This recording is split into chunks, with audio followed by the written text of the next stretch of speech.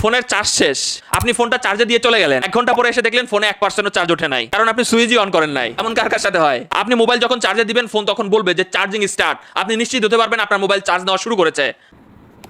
Charging start. আপনি প্রথমে কি করবেন, আপনার ফোনের সেটিং অপশনে চলে যাবেন, সেটিং অপশনে যাওয়ার পরে খুঁজে বের করবেন মডেস এন্ড রুটিং, এরপর রুটিং এ চলে যাবেন, এরপর প্লাস বাটনে ক্লিক করবেন, এরপরে এই প্লাস বাটনে ক্লিক করবেন, নিচের দিকে আসবেন, নিচের দিকে আসার পরে কোথায় পাবেন চার্জিং স্ট্যাটাস, এখানে ডান করে দেন এবং এখানে দেন এই প্লাসে চাপ দিবেন, চাপ দেওয়ার পরে নোটিফিকেশনে চাপ দিবেন, এরপরে চাপ দিবেন শো কাস্টম নোটিফিকেশন, এরপরে আপনি এখানে ইংরেজিতে লিখে দিবেন যে চার্জিং স্টার্ট, ঠিক আছে। এরপরে হচ্ছে এটা আপনি টিক মার্ক দিবেন, টিক মার্ক দিয়ে ডান করে দেন, আপনার কাজ শেষ। এখানে সেভ বাটনে চাপ দেন, এখানে ডান বাটনে চাপ দেন, সেভ হয়ে গেল।